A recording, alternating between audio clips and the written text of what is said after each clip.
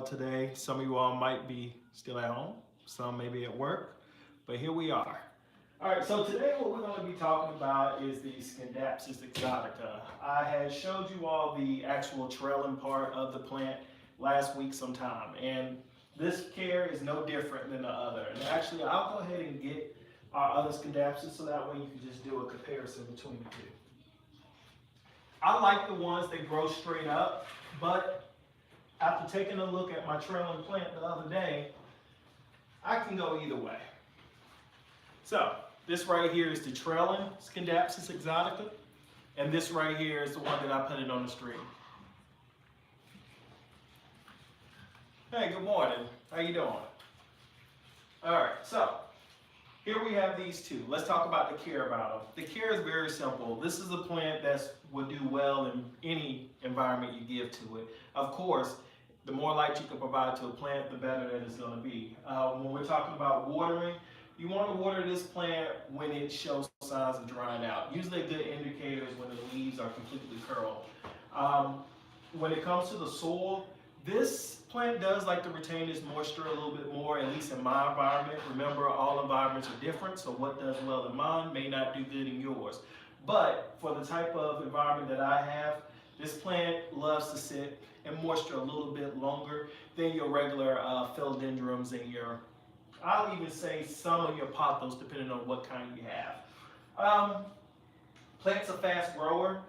If you really want to push this plant to its maximum level, I would say put it on something like this.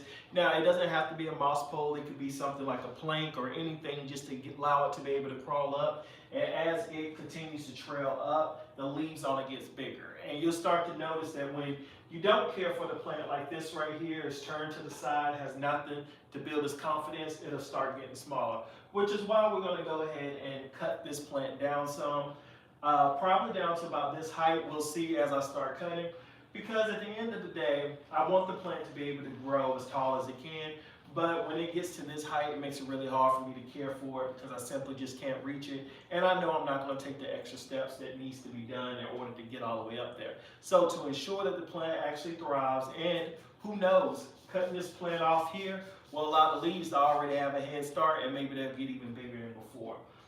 Again, this is a Scindapsus Exotica. They are a very common household plant, and when you go into Home Depot or Lowe's during the summertime, you do see these in pots there around the pothos and so forth. But during the year after the summertime, you don't really see them a lot in stores. It doesn't mean they're rare. It's just for some reason I don't see them being carried a whole lot. Very, very easy plant. You're talking about price range between $20 to $25, and you get a pretty decent plant. Very forgiving, just like your pothos. If you forget to water them for a couple of days, you go back to them, give them some water. They're usually pretty good. They bounce back quick. But anyway, guys, so today what we're going to be doing is propagating. Now, you can use anything that you want to propagate. Some people stick their plants directly into soil, some stick it into water, and some do what I'm about to do, sphagnum moss. Now, I have been using sphagnum moss and perlite together just because if you just use sphagnum moss like I'm going to use today, you'll get the same results from it. So I'm measuring this plant, and it's looking like, since this plant, and to see here, we have two trailers actually, so it's two plants. It seems like it would benefit me to be able to just cut it right here. I am going to have to add in an extension at some point, but it won't be today. I'm going to bring you in a little bit closer so you can see where I make the cut at.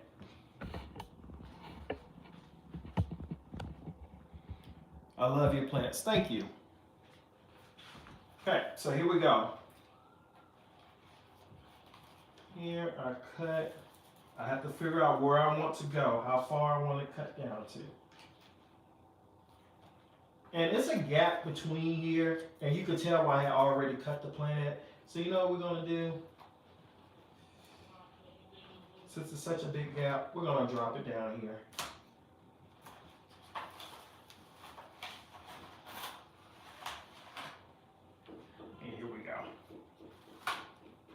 Now, I have to decide with these cuttings right here. Well, with these clippings, what I want to do with them, I could just cut them into 3 different pieces and have 3 different growth points from there.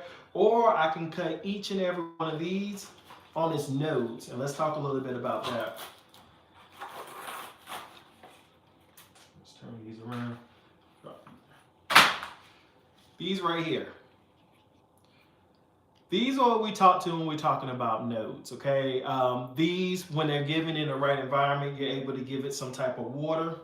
Let's take another one right here, see? These are what you want to put into the sphagnum moss. So, if I was down, the sphagnum moss is right here in the pot. This right here is the node. We would turn it and place it like this on top of it. And that's the way we want it to grow. Now, I need to figure out how many cuttings I want to get from here. I could do each one, which will probably be a fun little experiment. Let's see.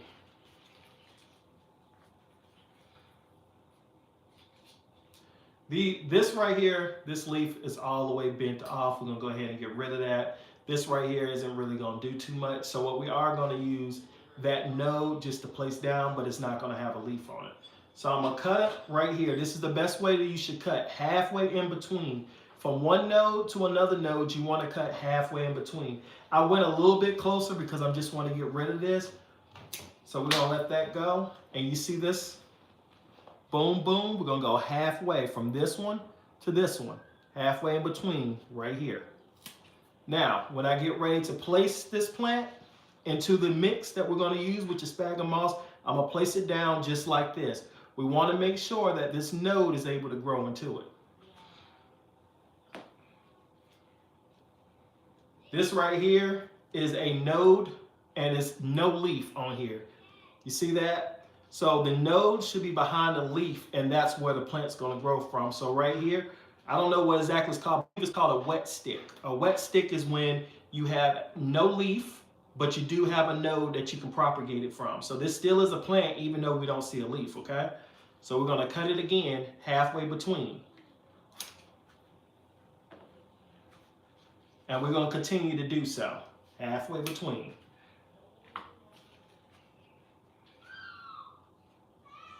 Now, when I have nodes like this, you see how this is really long and this one is really long? I'll go ahead and cut a little bit of that off. Because at the end of the day, when you get ready to plant it down, depending on where the surface is at and how wide it is, you may not be able to drop that full thing. See, a size like this, you could drop that down into a pot because most pots have a width. Now, I didn't disclose with you, but we're actually going to be using a square. Hey, how you doing? We're definitely going to be using a square pot, which is going to make it very easy. I'm going to show you. Right here. We're going to fill this up with soil. Or not soil, sorry. We're going to fill it up with our sphagnum moss, and then we're just going to place it all down along the lines. That's going to make it easy for me to be able to see so I don't forget about them. And, you know, it puts them all together. Grown plants separate sometimes. If you have so many different little experiments going, it's very easy to overlook them. And I've lost a lot of plants that way. So I'm just going to group them all together, let them grow together, get their roots forming. And then when it's time for me to get ready to put them into their own separate pots, I'll know exactly where they're at, and it just makes it an easy, smoother process. So this is the first time of me doing that. So this is also an experiment too, but propagating and so forth isn't. I'm just curious to see how that's going to look. That'll probably look really good if it starts vining and trailing down, but we'll see. Again, I have the same thing going on where this is very long, so I'm going to cut that down halfway to get rid of it, and boom.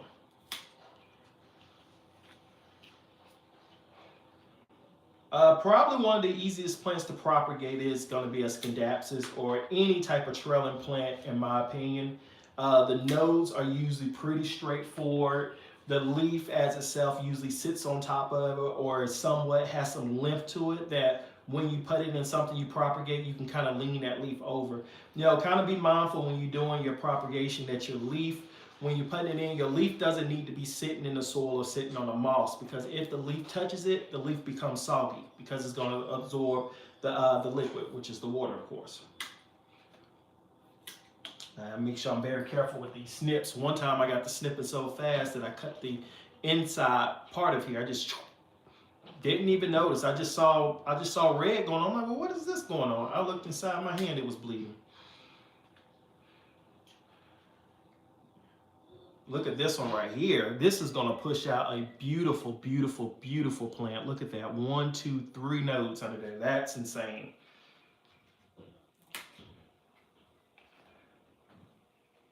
And as you can see, that's why I always, and this right here is what is another wet stick. We don't have anything going on, but I'm going to save it. We're going to see what we can get from it. This is another reason why I always say, hey, plants, you decide on what's expensive or not, because this plant right here, I ordered it. It was just a cutting that was sent to me. I spent $15 on it, and $15 that I spent on this plant is now bringing me, if all these plants grow like they're supposed to, it's going to bring me at least 10 to 15 more plants. See that? And then I can choose whether or not I want to sell them, keep them, and so forth. Definitely going to get rid of them. I do not have a need to have any more. Now, usually when I propagate a plant, I always keep the mother plant, and I always keep the best looking plant to come from propagation, because it's my plant. Why not? Usually the second plant, not the mother plant, but the plant that usually grows from it, does 10 times better than the mother plant. That's because it's already used. I mean, the mother plant is already clearly has adjusted to the conditions, so the new plant or the plants that's grown from it is already adjusted to it. So it makes it a lot easy when it comes to caring for the plant. Now, still moving a plant from propagating stages, which have the sphagnum moss, all the way into soil and dirt, is a very complicated, well, I'm not going to say complicated, wrong word. It's a stressful time, because when it's making its adaptation between from what it was in to the new environment, it stresses out, and the leaves will start turning yellow sometimes. And if you are like most people, when we do our repots, we're always thinking, well, did we do something wrong? A lot of times you just got to give your plants time to acclimate, which is why I would suggest to anybody during this time of the year, unless you have your plants grown on some type of grow light, don't do a repot, because it's just going to take longer for your plants to be able to adapt because of the temperature. But if you don't repot this plant's going to die. You best believe you need to do your repot. We're getting down to one of the last leaves. Look at that leaf right there. Isn't that beautiful? Okay. And we have a whole wet stick. Now, I have an option. I can cut this in half, or I can leave them together. Look at those.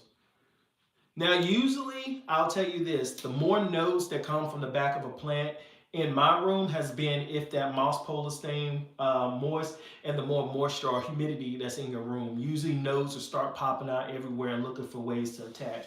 You gotta think about it. Most of our tropical plants in here, they're used to being in an environment where they don't receive a lot of direct light, because they're always underneath big trees. But they always have a tree, something to be able to climb on. And just about every tropical house plant that you see in a house, in a store, if they're able to attach to something in order to put its aerial roots or nodes against that wall, it's able to build. The leaves usually get bigger in size. But here we go. So we have just done all of our cuttings here. I'm going to show you just how many we have. These are just the leaves forms that we was able to get. We have one plant. I'm going to drop them in here as we go. Okay, we have one plant, 2, 3, 4, 5, 6, 7, 8, 9, 10, we just had one drop, sorry, 11, and 12. We just got 12 plants, okay? So what we're gonna do with our next step, this plant is pretty much done. The only thing I'm gonna do here is just put a zip tie, which we have right here. Zip tie around here. And let that do its thing. There's also another loose plant here, so we're gonna take us another zip tie. And boom. That's the end of this plant here. And we just took it down a little bit, but we're gonna be all right. I also have a yellow leaf in here. I noticed I had 2 yellow leaves when I came over here. Well, when I went over there to pick this plant up. If next week I see something like some yellowing going on, I'll definitely have to inspect and see what's really going on. I took a look at the leaves of the plants, the back of them and so forth. No type of pest going on. I did have to water the plant, so maybe a little bit of stress at the window. It is very cold. One thing that is recommended when you have like storms and when it just get real cold is that you don't have your plants too close to the window, because some of them are sensitive to that, because the cold weather actually causes your plant leaves to be able to burn from the window. I just found that out a couple of days ago, so I figured I'll pass that on to you. We always know though, during the winter times, when you move your plants around, especially places like giraffes and so forth, which is why plants don't do good right there at the door. I really don't know what plant can do well there.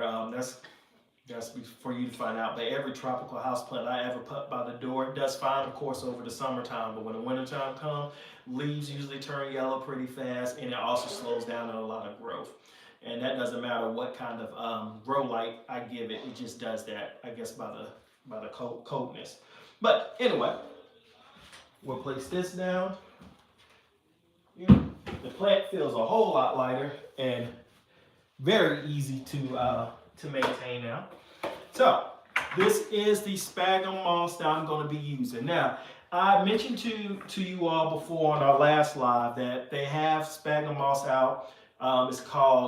It comes in a blue bag, but it's supposed to be a clean sphagnum moss. I didn't know sphagnum moss could be dirty.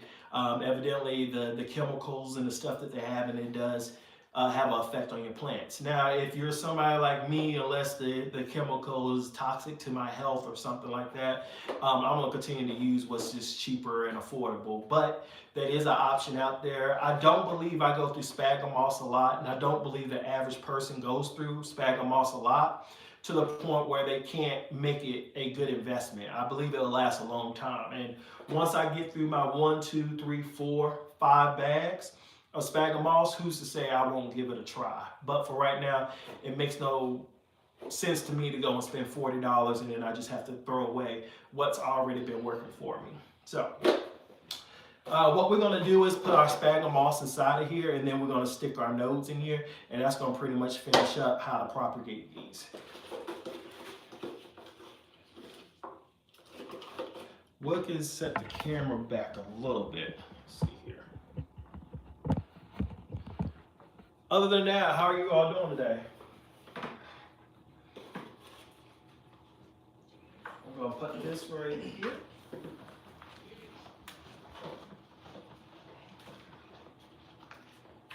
That was a dumb decision to put the sphagnum, the plant inside where the sphagnum moss is there. Now you can put as much sphagnum moss as you want. Just remember this, the more sphagnum moss that you put for your plant to grow from, the more you have to worry about the moisture level of it. So this is how we're going to put this plant in the sphagnum moss. You see right here in the back, we have our node. We're going to take that node and we're going to place it straight down in here. Just like that. That's it. You're just going to lay it on there. That's all you need to do. It'll find its own way for it to be able to grow. The main thing is to make sure, though, that that node touches the sphagnum moss. If not, your plant's just going to completely dry out. And I'm going to do the same with all of these and put them in. I've had great success from growing these. They're pretty much simple. I am worried about now not having enough room for them to properly grow from, so I guess I'm not going to be able to propagate all of them from here.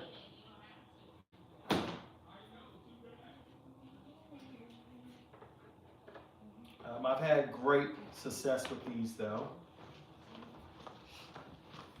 And what I really need is one of these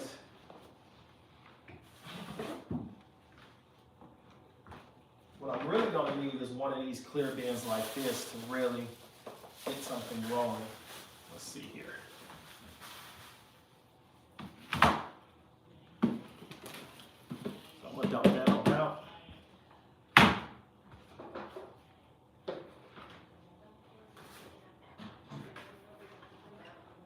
And going to take a little bit of our sphagnum moss and put it in here. Remember, we don't need it to be real deep and real high. We just need it to be enough at the bottom so that way the nose can grow into it. Okay. The more moss you put in there, the more you have to water it. Same thing, we're going to do the same concept. See here, the node? We're just going to put it against the soil. Now you want to prevent your leaf from being completely just submerged in it, but sometimes with your cuttings, you're not going to be, you can't help the leaf not going there. Most of the time, as long as you don't overwater your moss and have it dripping, it just needs to be damp. You just put your hand on the moss, and if it feels damp, guys, that it's enough moisture in there. It doesn't need to be stupid wet, because if so, the plant is going to mold inside of here, and you're going to have a whole lot of other problems. And at some point in time, some gnats are going to get inside of there. Same thing we're doing. I'm just taking this to the node and I'm just placing it down. Now I'm being mindful how I'm placing these because I don't want the leaves to be laid over top of them. I want to make sure that while they're under the grow light, that each one of these plants receive light equally. Now, another thing that I've seen people do is purchase a heat pad. The heat pad, and you keep it at a temperature of 70 degrees, and the plants will grow even faster because they have the perfect environment. Am I going to do that? No, not right now.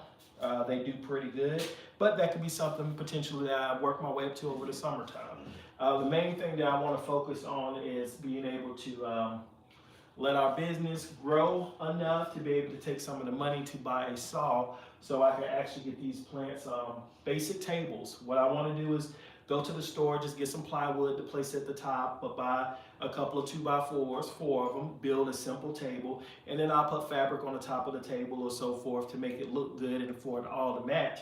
But the main thing is to get all these plants off the floor because it looks like it's more than what it is. And if I could build shelves that are higher, like tables that are higher right here, shorter right here, just in front, build a gap so I can walk in between and be able to water each, it'll still be good as far as presentation and really good for them to thrive.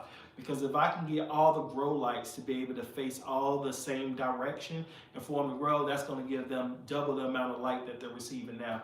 And it won't cost me anything. Well, it costs me to buy the tables, but overall, it'll weigh out. It's kind of like a freshwater fish tank versus a saltwater fish tank. Saltwater fish tanks are 4 times more expensive to afford at the beginning, but over the span of time, you save like 4 times more money than what you would save with a freshwater tank. So it's all about what you could put up front to get the back end most of the time. And we have these in here. I am going to take one of these and just put in here because I just have the room for it. And I believe it's going to grow pretty fine. So, one more. Let's see if I can fit one more in here. I have to exchange it. Drop this one in here.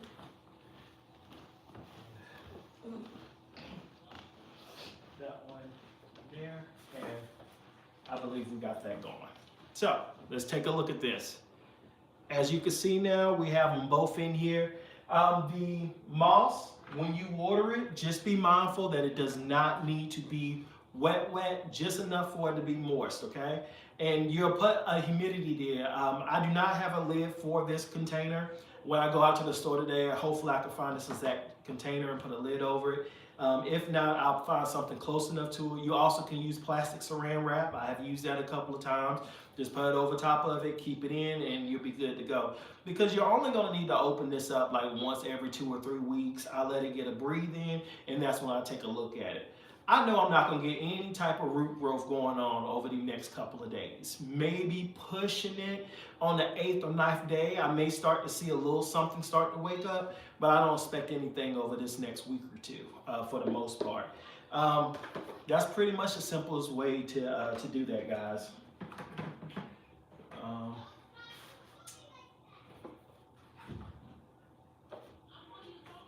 And with that being said, if you all have any questions or anything, go ahead and throw them on there. I'm going to get ready to start closing out, let you know what's going on this week.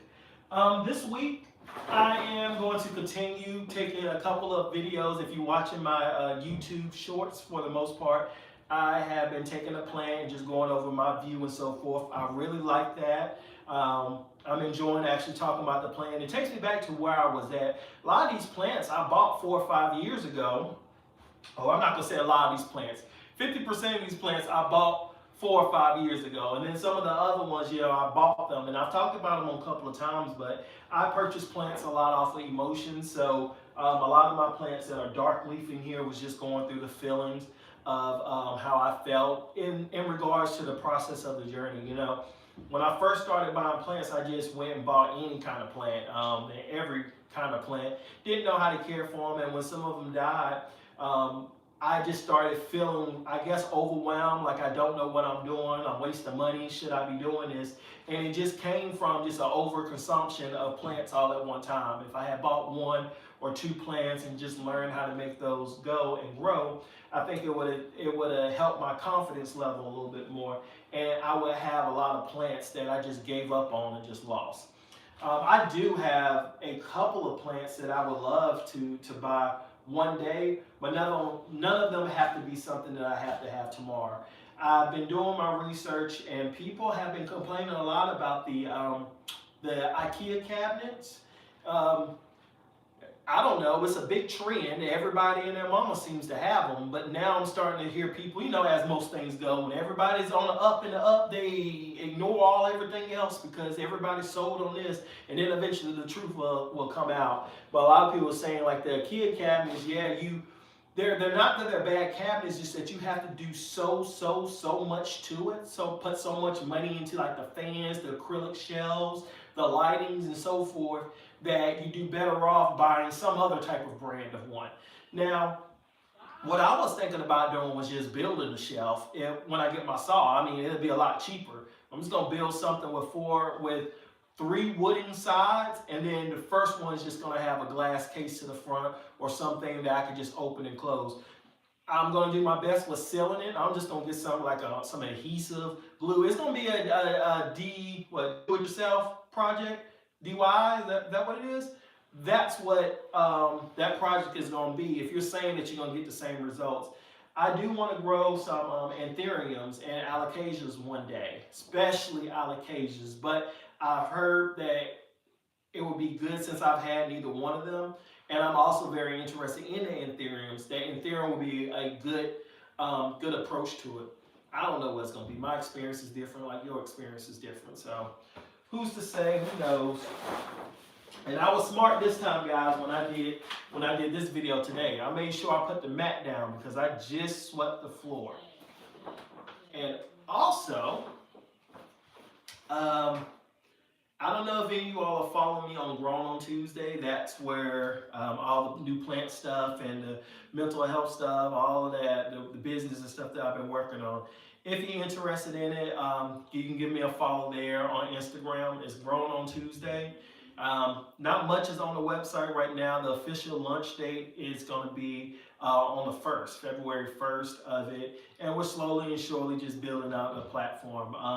It's not going to be anything on there so special to the point. It's just I want to just get it out to you all. I spend so much time trying to perfect every single thing between the editing, saying it the right way, that I think it prevents me from just allowing it to be natural, just let it flow and let it go. So I'm gonna put the shirts out there. If you want to buy the shirts, you buy the shirts. If you're not interested in the shirts, you don't buy the shirts. You know, that's the best way for me to put it. But a lot of time went into these. It is not going to be no shirts on there that you could just you pick out between the websites on. Do I go with this one? Do I go with this one? Do I go with this one? Because they're all the same. No, once you come to my site, you're going to see why you're there, because it's very just tailored towards the plant community, in my opinion, at least the way that I view it. With that being said, though, guys, I am going to go ahead and hop off here. It's my daughter's birthday today, and we want to get our celebration going. We've been trapped in the house, so this will be a good outing for all of us.